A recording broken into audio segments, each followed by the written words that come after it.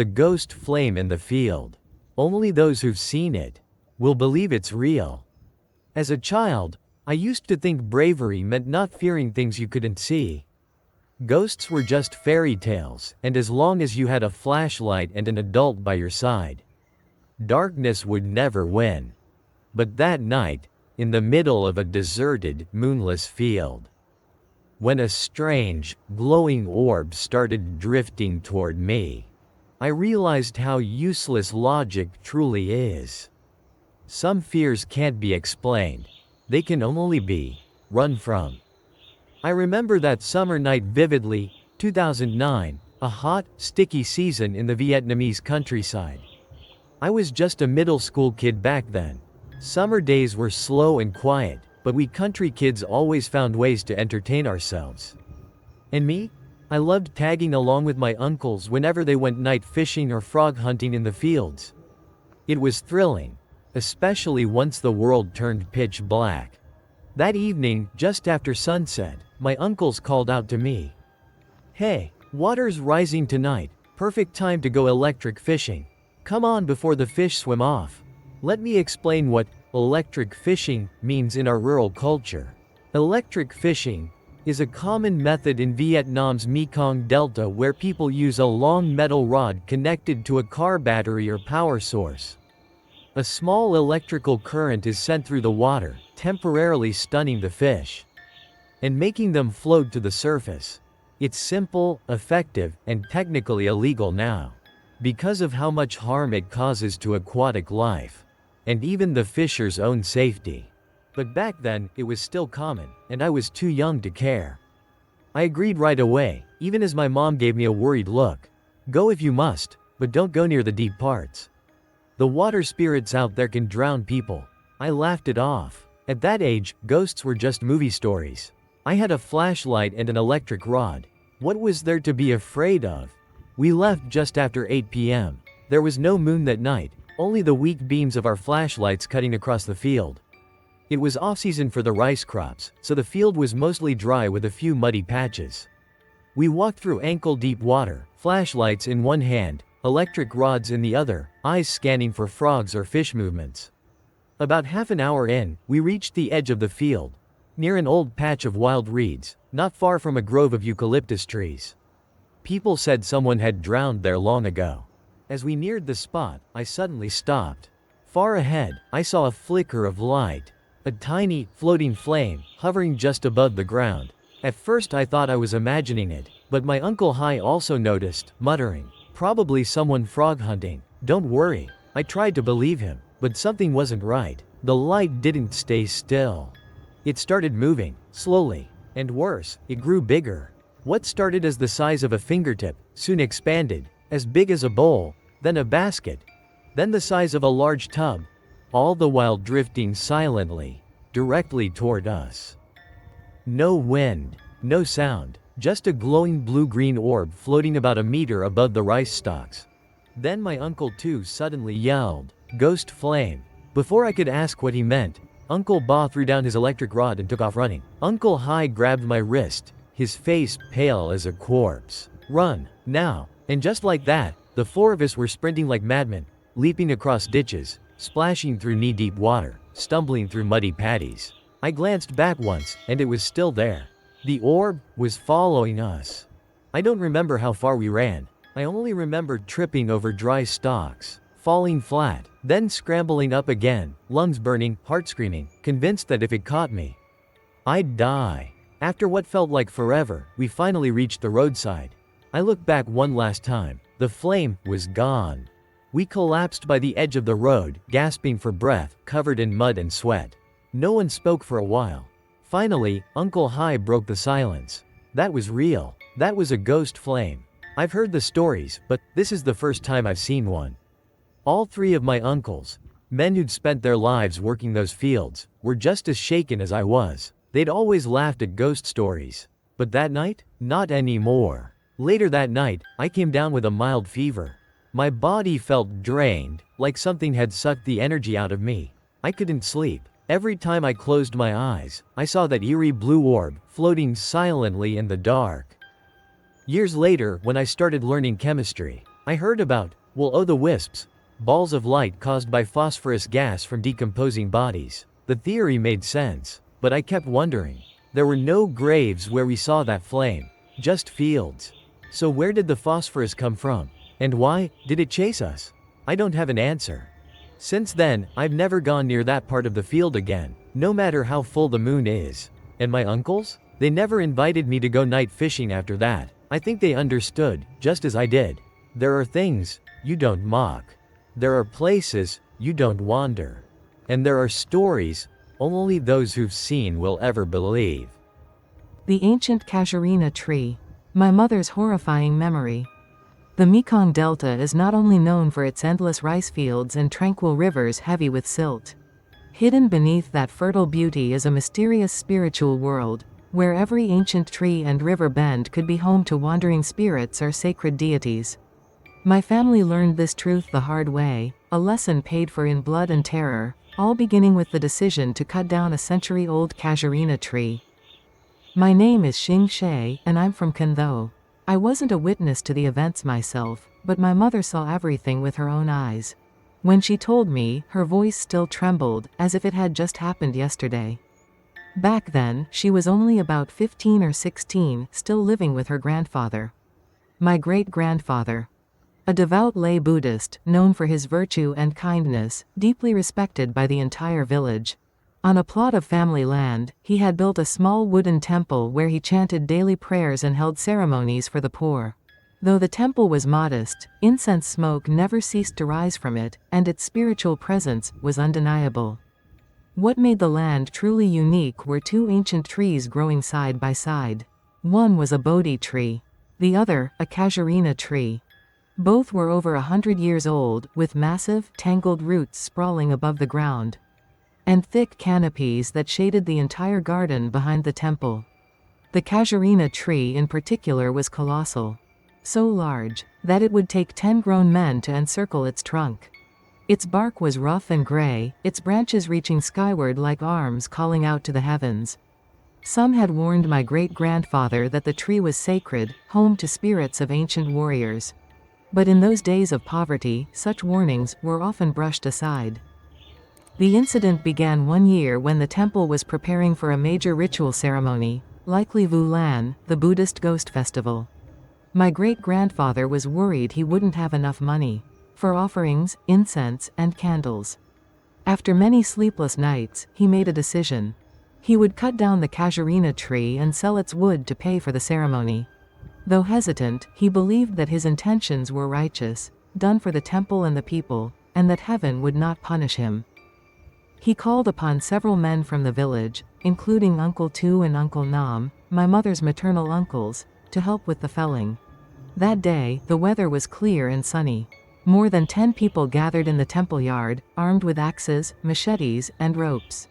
My mother, still a child, peeked from the doorway, half curious and half afraid. Because the tree was so massive, they decided to cut the higher branches first.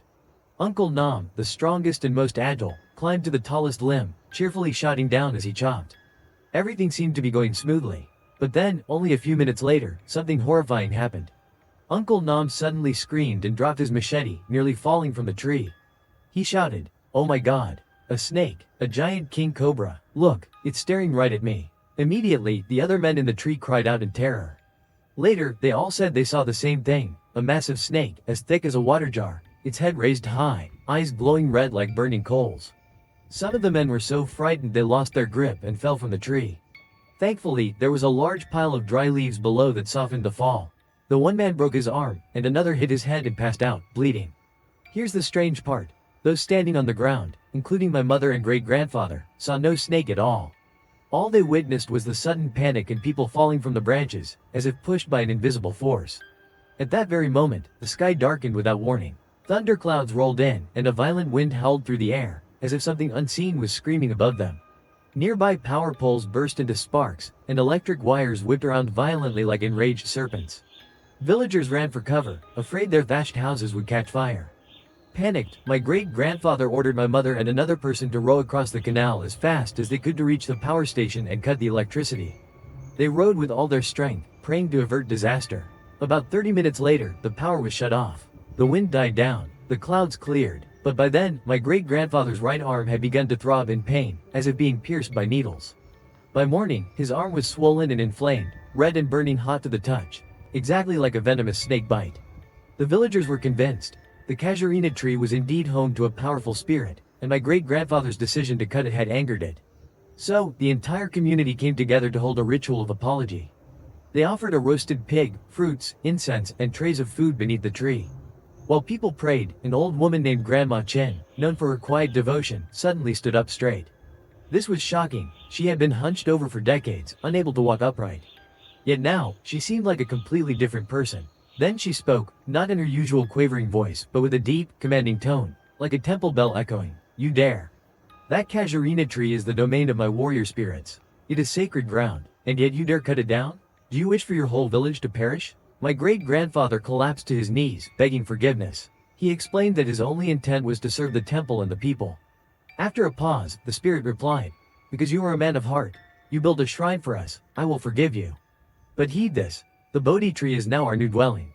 From this day forth, no one is to touch it." Then she told my great-grandfather to stretch out his arm. Before everyone's eyes, Grandma Chin gently stroked the swollen flesh. Wherever her hand passed, the swelling vanished, and the pain melted away.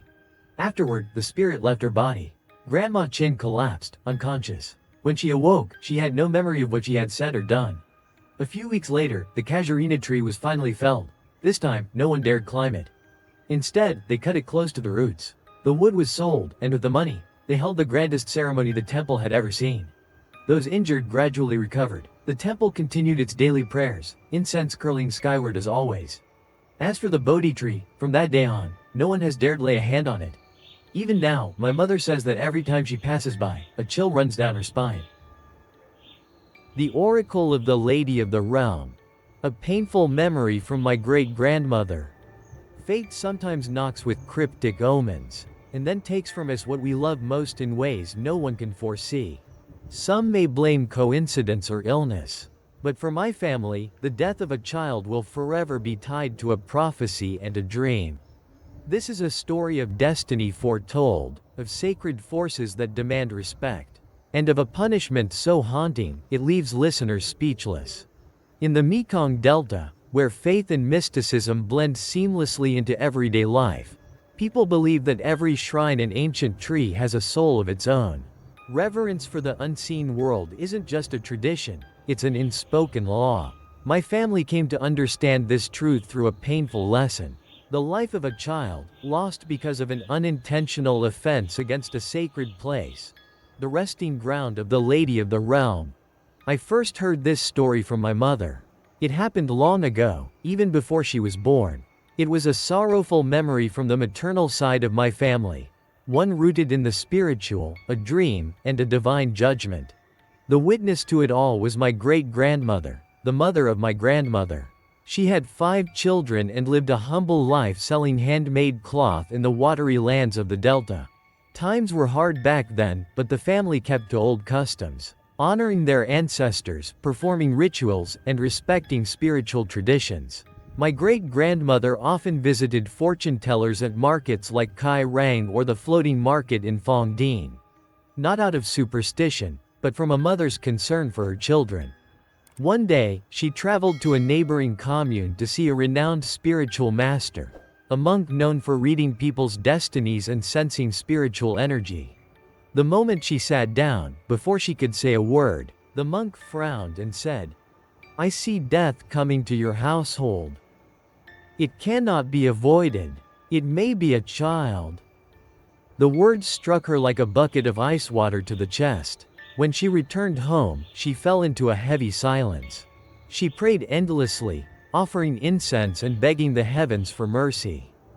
At that time, her youngest son, Granduncle Oot, was only about 6 or 7 years old. A bright, lively boy, beloved by everyone for his cheerful manners.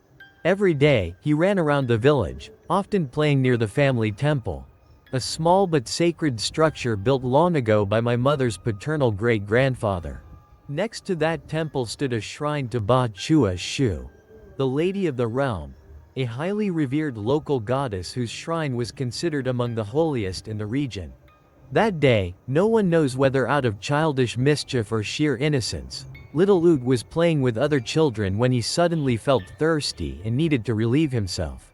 Instead of running home, he dashed to a corner near the temple, unknowingly relieving himself behind the lady's shrine, a place people avoided even stepping near, let alone defiling. He came home, cheerful as always, ate dinner, and went to bed early after a long day of play. No one expected that it would be the last time my great-grandmother ever saw her son alive. The next morning, she tried to wake him, but he didn't respond. His body was cold, lifeless. No bruises, no marks, no signs of struggle, just the peaceful stillness of someone in deep sleep. The household was devastated. Neighbors gathered to mourn, many assuming the child had died from some sudden illness, perhaps struck by a ghost wind, as they used to say. They gave him a proper funeral. But my great-grandmother, crushed by grief, soon fell ill. She barely ate, wandering the house with incense in hand, constantly praying at her son's altar. Then, a few days later, under the sliver of a new moon, she had a dream she would never forget. In that dream, Uncle Oot appeared, not as a ghostly figure, but as the same cheerful child she'd always known. But his face, it looked sad. His eyes were red with tears. And he said, "Mama, that day, I peed near the house of Ba Chua Shu." She was so angry. She said I was handsome and clever, but disrespectful, so she took me to stay with her, to guard the shrine. "I can't come back anymore, Mama." As he spoke, he slowly drifted back into a thick fog. His hand reached out, trying to touch her, but then vanished into nothingness. She awoke, soaked in sweat, and fainted from crying. From that night on, she never doubted the cause of her son's death again. She believed it wasn't chance or illness. It was a divine punishment, a stern warning from a sacred force. Later in life, even in her 70s, she would still tell this story to her grandchildren. If your home is near a temple or shrine, you must show respect. Never act foolish, never take sacred places lightly.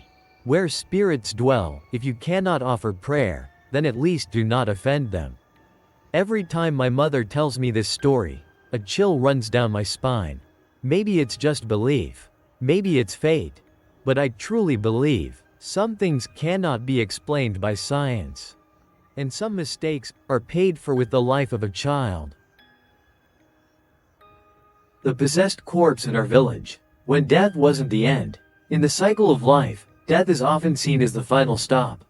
But sometimes, it's merely the door to something far worse. I never believed that, until I witnessed the story of old Lady Sap Lao.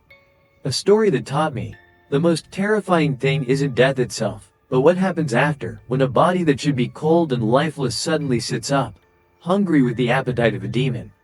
I was born and raised in a remote rural village in Don That, the kind of place where everyone knows everyone, and even the smallest rumor spreads like wildfire.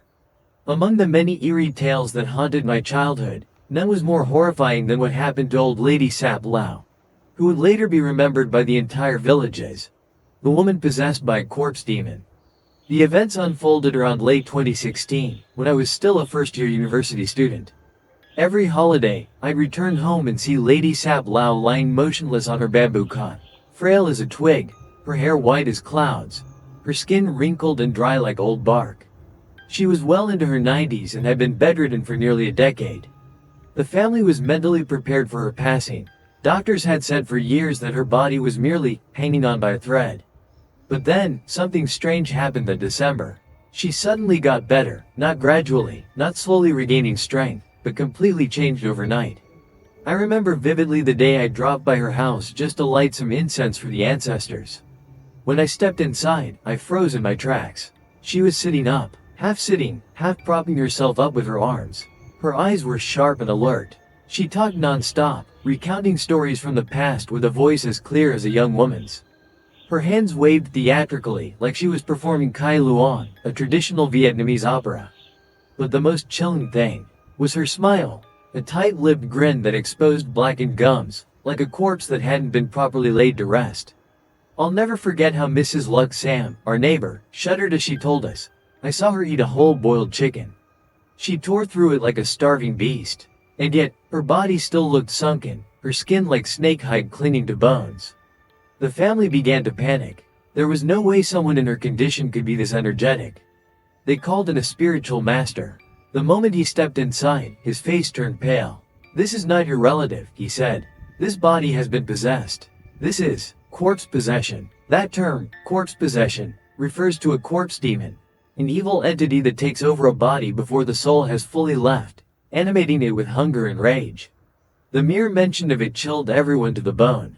The very next day, the family frantically searched for help. Most major temples in the province refused to get involved, claiming the entity inside was too powerful, not an ordinary wandering ghost. Eventually, a monk in Saadek referred them to a special team of spiritual monks and nuns, 18 in total, experts in chanting, spirit expulsion, and ritual cleansing. They arrived carrying Buddhist sutras, ceremonial bells, and blessed water. The house was completely cleared out. Chairs were arranged on either side of the altar. The oil lamps flickered eerily in the dark. Locals gathered to watch, but only from behind the fence. No one dared enter. The exorcism began. They split into day and night shifts, taking turns chanting for 7 days and 7 nights. I happened to be home during that time and witnessed almost the entire thing. On the second night, I heard old lady Sap Lao scream through the chants. "You want to drive me out? I'm starving, give me food, bring me meat." Blood. Her voice was no longer old and frail. It was deep, raspy, masculine, hissing through clenched teeth. I broke out in goosebumps. By the 4th day, her body began to change. Her skin darkened to a sickly black. Her eyes rolled back white. Her fingers stiffened and grew claw-like, nails lengthening like a beast's. Though she could no longer sit up, her limbs twisted and writhed, as if something inside was struggling to break free. On the 7th day, as the chanting reached its climax, she let out a piercing scream, then fell completely still. Only the sound of the wooden prayer block echoed in the silence. She took her final breath just before dawn, but her death wasn't like any other. Her body contracted tightly, knees curled to her chest, arms clenched against her sides. When they pulled back the blanket, everyone gasped. Her flesh was coal black, paper dry, stuck to her bones like glue. Her face was sunken, her mouth frozen wide open, her eyes bulging, as if her soul had left mid-scream, or something else had torn it out. The family didn't dare bathe or prepare the body. She was buried immediately, that same day. One of the monks gave a final warning. "Do not wait till nightfall, or it might come back." I saw all of this, with my own eyes. This wasn't a story passed down. I heard her voice. I smelled the death stench, something so vile, so unnatural, it cannot be mistaken for anything else. To this day, I still dream of her sometimes. But it's never the gentle old woman I once knew. It's always the last image, pitch black face, gaping mouth, bulging eyes. As if she's staring straight at me and asking, "I'm gone now, but are you sure I'm gone forever?" And this is the last story, A Shadow Pressing Down. My reckless challenge to the unseen. Of all the foolish mistakes we make in our youth, perhaps my greatest was mocking what I couldn't see. A careless joke, a challenge blurted in arrogance. I never imagined it would be heard. On that fateful day, I didn't just lose my skepticism. I nearly lost my breath and my voice, drowned in a nightmare I had invited upon myself. Honestly, I had never believed in sleep paralysis. I always thought it was nothing more than superstition, just poor sleep or exhaustion, maybe, until the day I experienced it for myself. Back then, I was juggling college and a part-time job at a small local eatery. Most of us there were students, just trying to make ends meet, and during our breaks, we'd gather to chat about anything and everything. One day, while wiping tables, my co-worker spoke in a strangely serious tone. "Dude, I got sleep paralysis last night. It was terrifying. Felt like someone sat on my chest. I couldn't breathe, couldn't move, couldn't even scream. I burst out laughing. You're just weak. Probably slept in a weird position or something. Sleep paralysis is just tiredness. Bro, I've never had it happen. Not once. Then I made the stupidest joke of my life. If ghosts really exist, let one come press on me tonight. I dare you. I said it laughing, cocky, as if I were untouchable by anything from the spirit world. But the very next day, the universe or something else answered. That afternoon, after coming home from school, I grabbed a quick bite and lay down on the sofa in the living room for a nap. It was a scorching day, so I didn't use a blanket. I lay face down, head resting on my arm, with a fan lazily turning beside me. I don't know how long I'd slept. All I remember is the weight. A heavy, suffocating pressure settled on me, like someone had thrown a thick quilt over my body and then climbed on top. I tried to open my eyes, but all I saw was darkness. The room, the air, it felt like light itself had been sucked away. I tried to lift my arms. Nothing. I tried to move my legs. Still nothing. I opened my mouth to scream, but only a few muffled groans escaped my throat. Panic set INMY heart race like it was about to explode. I couldn't see anything, but I could feel it, a cold, invisible force pinning me down, pressing harder, like it was trying to swallow me into the shadows. I tapped my heel against the edge of the sofa, hoping to make some noise, hoping my mom or one of my aunts in the kitchen might hear me, but no sound came. My body was locked, frozen like a corpse. That's when fear turned into desperation. In my mind, I cried out not to a god, but to my grandfather, a man I deeply respected who had passed away years before. Grandpa, please help me. I was wrong. I won't joke like that again. And at that exact moment, everything vanished. The light returned. The fan resumed its lazy spin. I could hear the buzzing of mosquitoes again. I sat up with a jolt, drenched in sweat, heart pounding, my face pale as chalk.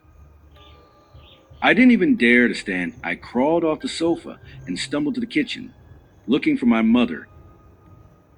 The moment I saw her, I grabbed her in a trembling hug and whispered, "Mom, I got sleep paralysis.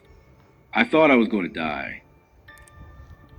She listened quietly, then simply nodded. "It's your mouth. You could have mocked anything, but you chose to mock spirits. You dared them and they showed you." I had no response. She was right. From that day on, I never joked about sleep paralysis again. I never laughed at ghost stories. Sometimes when I remember it, I still shiver. If I hadn't called out to my grandfather, I don't know if I'd ever have woken up. Once was enough. That was the first and the last time I ever challenged what doesn't belong to this world.